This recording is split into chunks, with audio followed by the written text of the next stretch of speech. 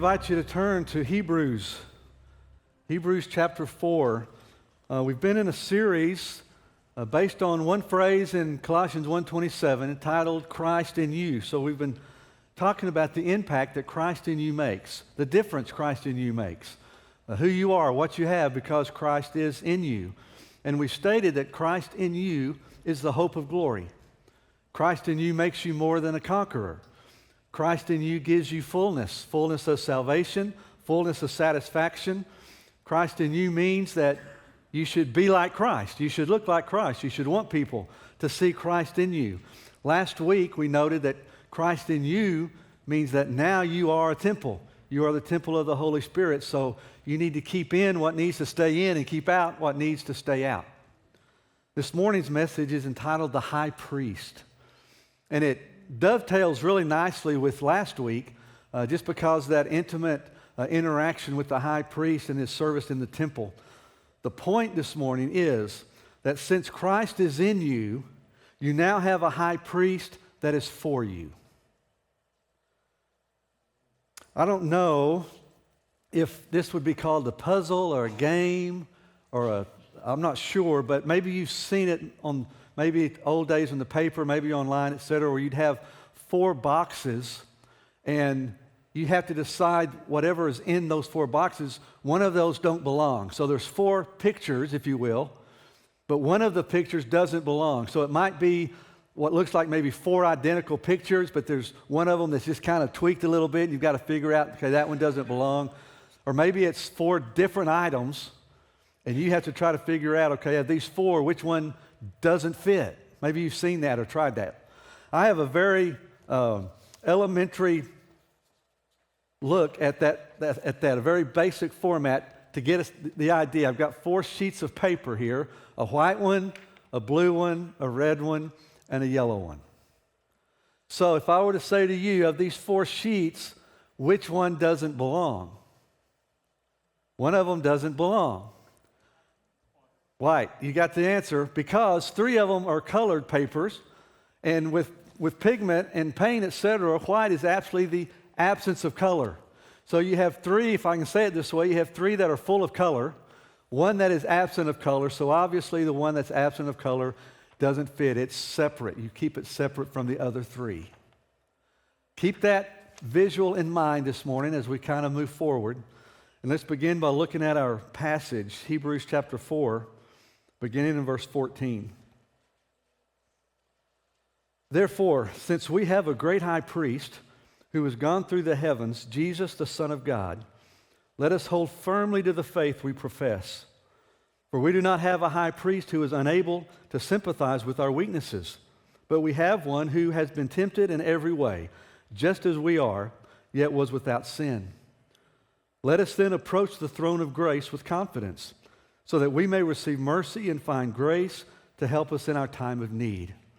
When you go to the next verse in chapter 5, verse 1, we actually see the role of the high priest. It says, every high priest is selected from among men and is appointed to represent them in matters related to God, to offer gifts and sacrifices for sins. So, the high priest represented the people in matters to God and offered gifts and sacrifices for the sins. So among other practices, the high priest was the one, and he was the only one who would enter the most holy place in the temple once a year on the Day of Atonement to offer atonement from sin for the sin of the people. So he served as an agent of reconciliation for the people. So the high priest was the representative who facilitated reconciliation for all the people. Now, since Christ is in you, you now have a high priest that is for you. He is now your representative before God, and he is your reconciler to God. And that is really, really great news for us this morning because our high priest is unlike any other high priest. He is totally separate from any others. And so this morning, I want to hopefully encourage us by the fact of the kind of high priest that we have. I want to share with you 7 characteristics of this high priest. Makes him so unique, makes him so different, makes him such a great high priest, and then we'll make a little point of application at the end, but hopefully it's an encouraging word. Number one, since Christ is in you, you now have a pre-existent priest. You have a priest who's pre-existent. Verse 14 says that it's Jesus, Jesus the Son of God. He's our high priest. So our high priest is God's Son, this God in the flesh, this pre-existent one, the second person of the Godhead. John says that in the beginning was the Word, which really means from the beginning. He's never had a beginning. Revelation 22:13 says that Jesus is the Alpha and the Omega, the first and the last, the beginning and the end. Now, all the Old Testament priests were Levites. They all came from the tribe of Levi. But Jesus did not come from the Levitical priesthood. Scripture tells us he came from the order of Melchizedek. Hebrews 7:16 says that Jesus became a priest not based on the regulation of his ancestry, but on the basis of the power of an indestructible life. Another way of saying he is the pre-existent one. So you have this pre-existent priest who's always existed. Connected with that and aligned with that is you also have a preeminent priest. He is the preeminent one. Verse 14 says that we have this great high priest. That word great has several applications to it, but it generally just means superior. You have this superior priest. He is superior in strength. He's omnipotent. He's superior in knowledge. He's omniscient. He's superior in just his quality. There's no one like him. He's superior in his ability. He's greater than all others, so there's no one like him. So this concept of preeminent means superior. So we have the superior high priest who is for us. Connected to that, in alignment with those two, is the concept of permanence. In Christ, you have a permanent priest.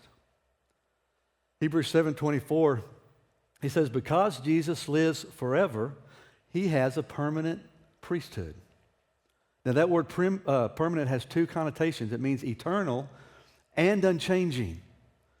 So you have a priest who is both eternal and he is unchanging. So his status as your high priest will never change and it will never end. Now, all the high priests that served, they would serve until they died. And then obviously once they died, their priestly role is over. They would not serve as a priest anymore. But Jesus is different. Verse 14 here in our text says that Jesus ascended into heaven. That's a reference and a reminder to us that he resurrected and that he ascended to the Father. So yes, Jesus did die, but he rose again and he ascended to the Father where he sits at the right-hand throne of God. And so this is reminding us that he lives and he lives forever. And because he will live forever, now he is a permanent priest. His priestly role for us on our behalf will never change and it will never end. That brings us to a fourth characteristic, and this really kind of surmises all four of these together, kind of puts it in a little package for us. And that is Christ in you means you have a perfect priest. You have the perfect priest. Verse 15 says he's been tempted in every way that you have been, yet he was without sin. Now, every high priest that served, they were flawed. They were sinful. They were weak. So they had to offer sacrifices for themselves as well, for their own sins as well as for the sin of the people. But Jesus did not have to offer sacrifice for himself. Rather, he became the sacrifice himself because he was perfect. Hebrews 7:26 says that Jesus, referring to him as our high priest, he is holy, he is blameless, he is pure, and he is set apart from sinners.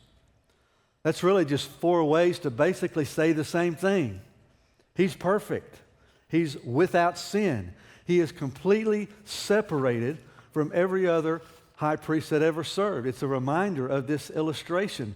All these other priests were full of sin, but Jesus was different. He was absent of sin. There was no sin in him. Jesus is totally untouched by sin. Now, he's not untempted by sin. He's been tempted with sin just like we have been, but he's untouched by sin. And you would think, just thinking logically, you would think that this perfect one would be cold and harsh with us imperfect ones. You would think that this one who was sinless, that as the sinless one, he would be very uncaring, very unsympathetic toward all of us sinful people, right? Well, it's not true. In fact, just the opposite is true. And it brings me to this fifth characteristic of Jesus, and that is he is a passionate priest. He is very passionate toward you and I. That word passionate, it means to care deeply for and to be highly motivated toward. So verse 15, it says, we do not have a high priest who is unable to sympathize with our weaknesses. You could twist that to the positive and say we have a high priest that not only can sympathize with us, but he does sympathize with us in our weakness. And so he's very passionate. That word sympathize means to be touched by, to have compassion for. So he is very compassionate toward us in the midst of all of our weaknesses. And that word weaknesses really speaks to any kind of weakness that we experience. It may be the frailty of our body. It may be the feebleness of our soul.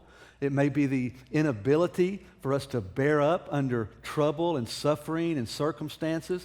It includes weaknesses that are physical and mental, emotional, spiritual, just the whole gamut. He understands that we are human, that we are weak. He understands that we have to deal with anger and bitterness and frustration, etc. He understands that sometimes our faith wanes.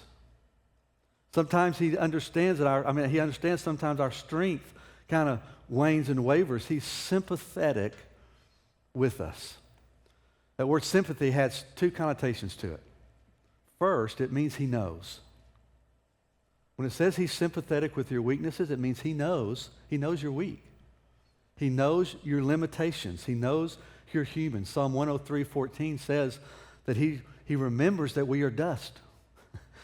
So he knows our limitations. And because of that, he's very, very patient and loving toward us. I think I've probably shared this before at some point, but when our boys were growing up, I coached them in basketball from when they were really small all the way to where, before they started playing for the schools.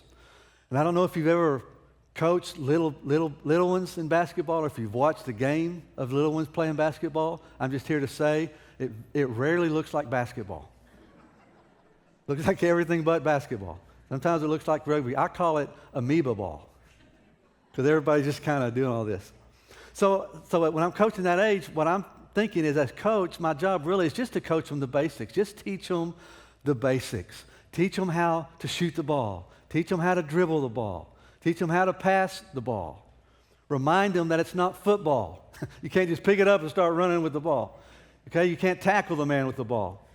So you're just trying to help them learn the basics, a little bit of a defense here and there. But it takes them a while to catch it, you know? It takes them a while to pick it up.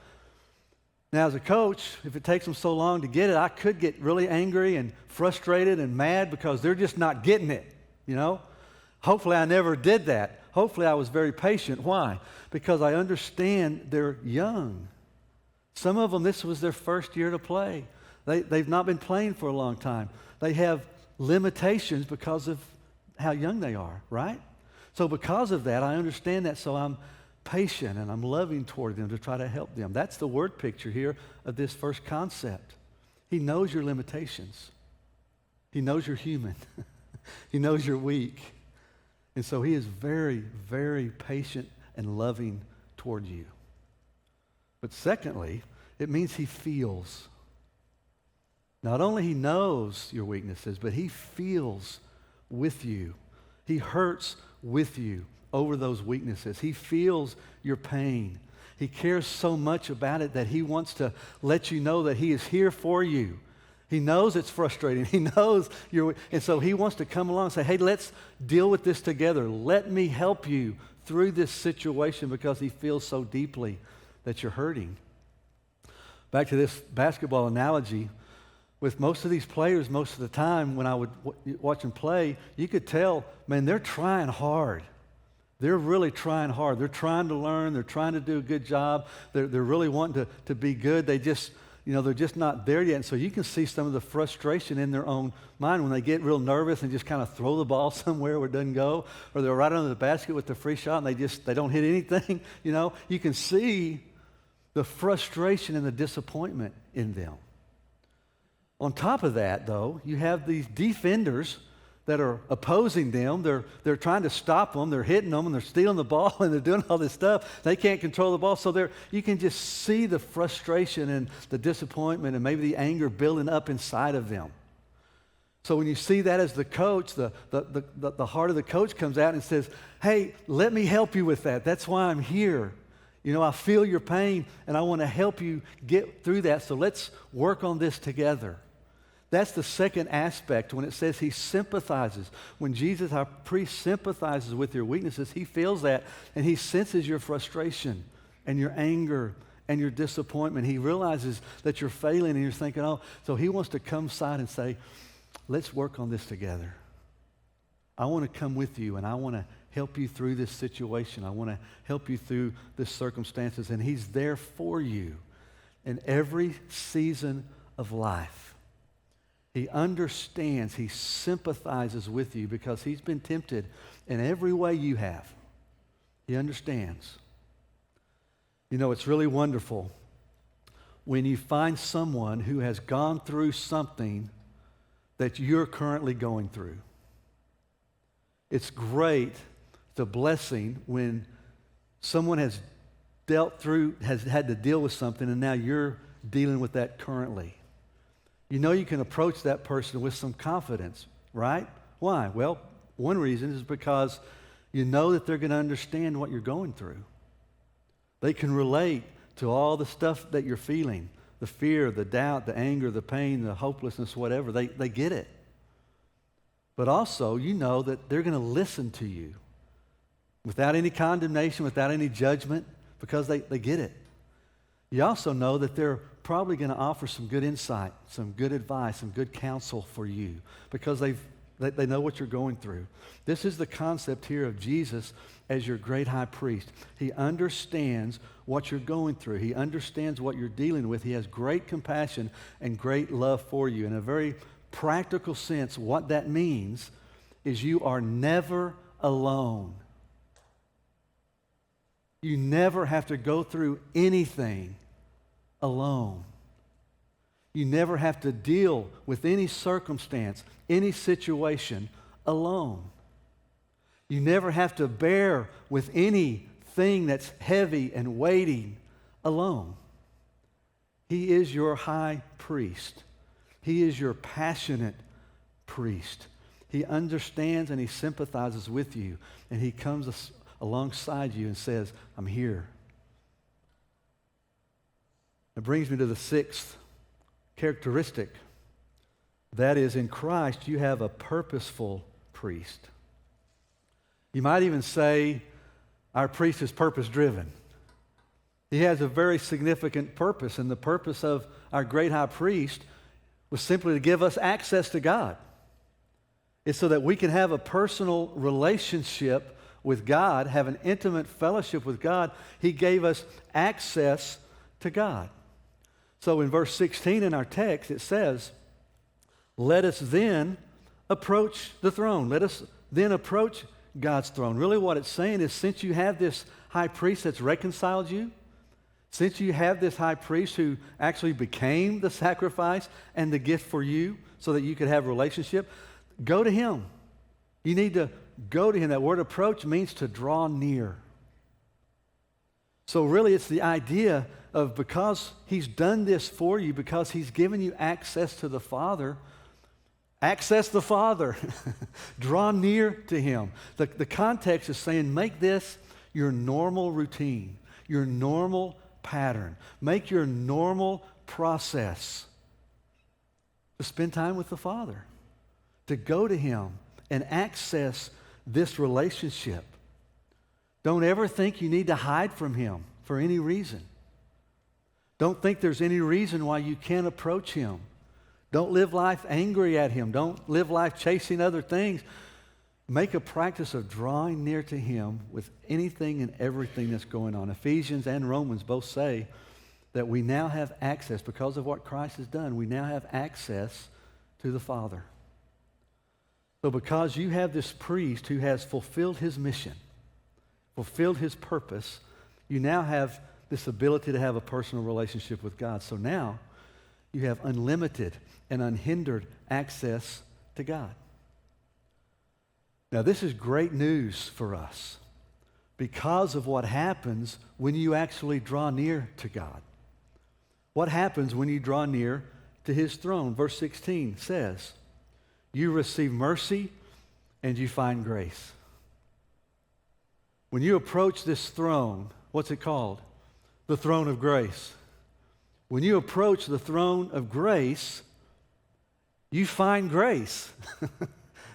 You discover grace. You meet up with grace. This word find, that's what it means. It means to meet. It means to discover. So when you approach this throne of grace, you're going to meet up with grace. When you approach God's throne, you're not going to be met with condemnation. You're not going to be met with judgment. He's not going to meet you with ridicule. He's not going to meet you with rejection or humiliation. He's going to meet you with grace. You will find grace. And as you continue to make that practice of drawing near, you're going to discover more and more and more and more how amazing grace is. So verse 16 says, so let us then approach the throne of grace. How? With confidence, with boldness, with courage, with freedom, with this openness, knowing that I can approach him and I can tell him anything. I can approach him and I can confess everything. I can go to him with my anger, my frustration, my pain, my discouragement, my confusion, my doubt, my sin, everything. I can approach him and draw near to him, and he will not reject me. He will not ridicule me. He will meet me face to face with grace. What a comfort, what an encouragement that is. Number seventh characteristic is that he's a very practical priest. Hebrews 7:26 says he meets our need. He's very practical. He meets our need. He first met our need for salvation. He met our greatest need.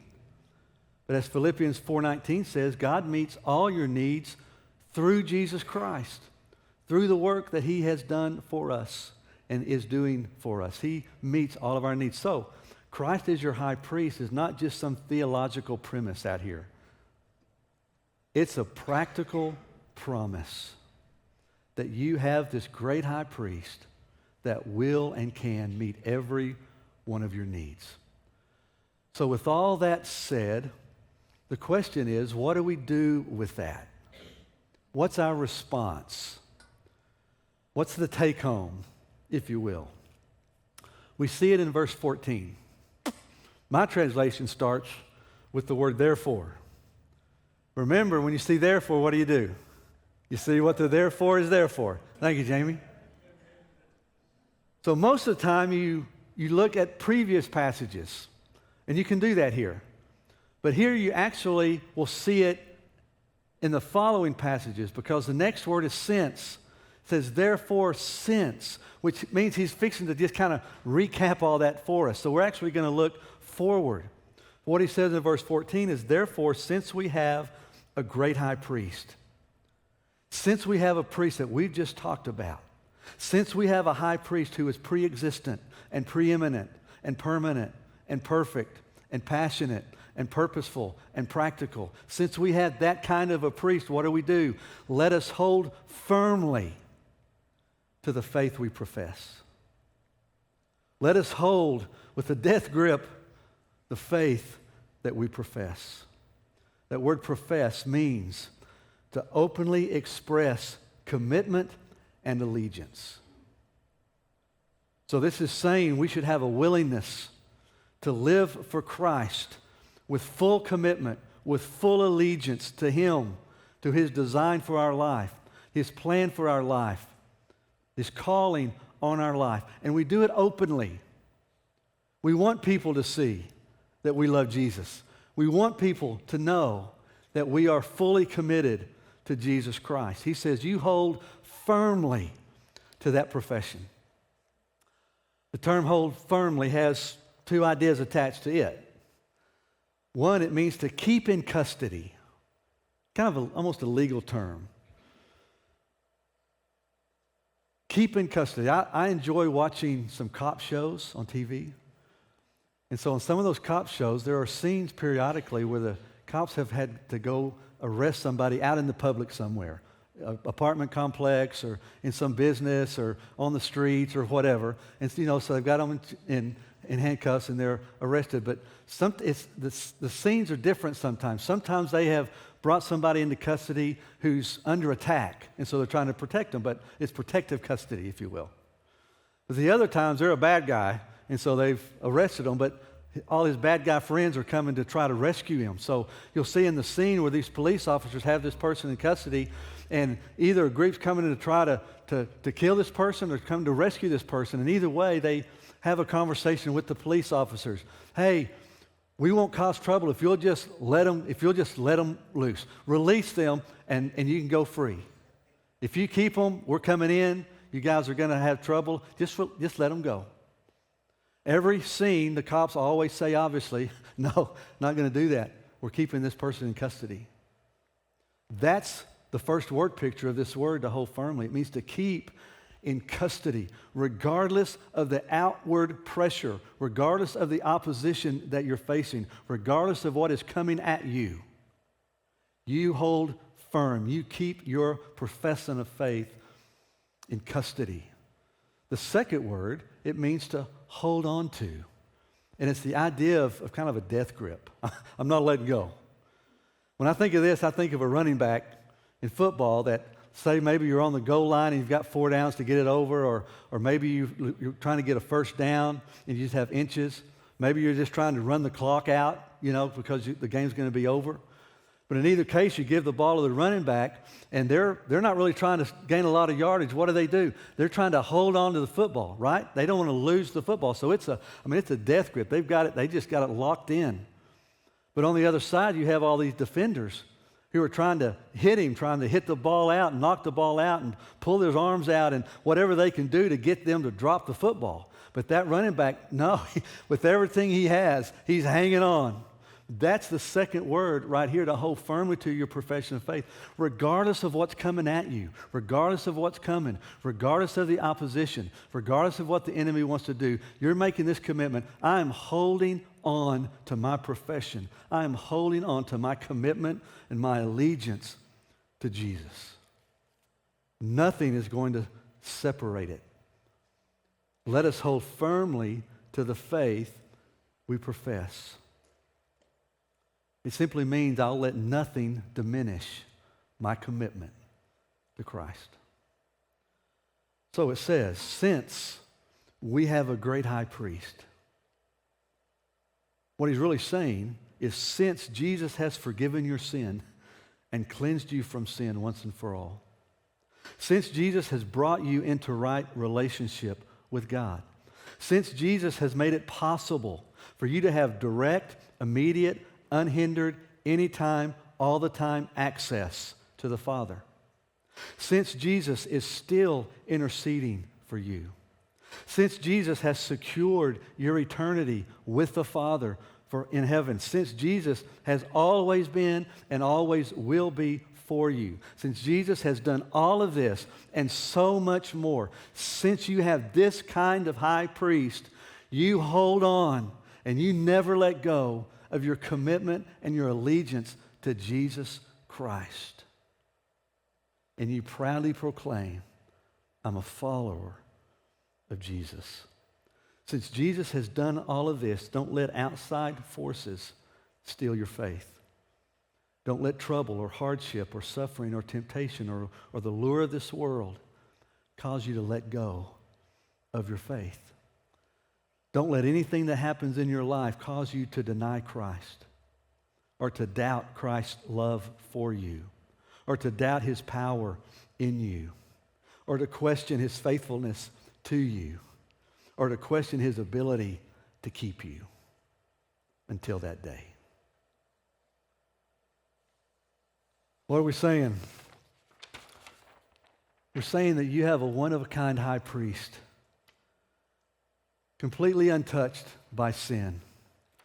You have a high priest that is pre-existent, that is preeminent, that is permanent, that is perfect, that is passionate, that is purposeful, and that is practical. And because of that, you hold on to your faith, and you don't let anything separate you from the faith you profess. Would you bow with me?